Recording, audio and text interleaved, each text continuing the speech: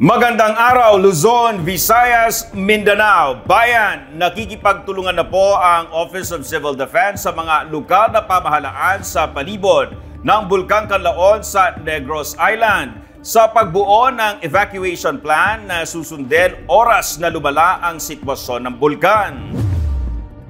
Ayon kay OCD, Negros Island Region Director Donato Serbeno III, bukod sa contingency plan, nangangalap na ng datos para sa evacuation plan ang Regional Incident Management Team sa mga LGU. Una nang ipinag-utos ni OCD Administrator Undersecretary Ariel F. Nepomuceno ang pagtukoy sa partikular na pangangailangan ng mga apektadong individual o lugar. Halimbawa, saan lilikas oras na may malakas na pagsabog ng bulkan at ang mga sasakyang susundo sa mga residente sa itinalagang collection points. Sa naging pagbisita ni Yusek Nepomuceno sa Negros Occidental, sinabi niya pinaghahandaan na rin ng OCD kung sakaling lumala ang sitwasyon at ang pagdedeklara ng alerto mula sa Level 3 patungong Level 4 na mangangailangan ng paglikas ng karagdagang 100,000 tao, oras na palawakin sa 10-kilometer radius extended danger zone.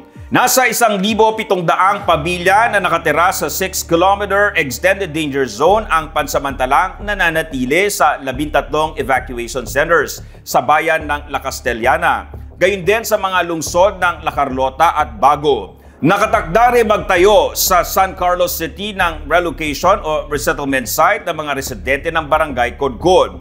Kailangan namang maghanap ng La Carlota ng evacuation area dahil posibleng abutin ng pyroclastic density current ang Hagimit, San Miguel at La Granja sa malakas na pagsabog ng bulkan. Tinukoy ng La Castellana na posibleng evacuation site ang mga barangay ng Talaptap at Lalagsan. Malapit naman sa coastline ang nakikitang relocation site ng Bago City.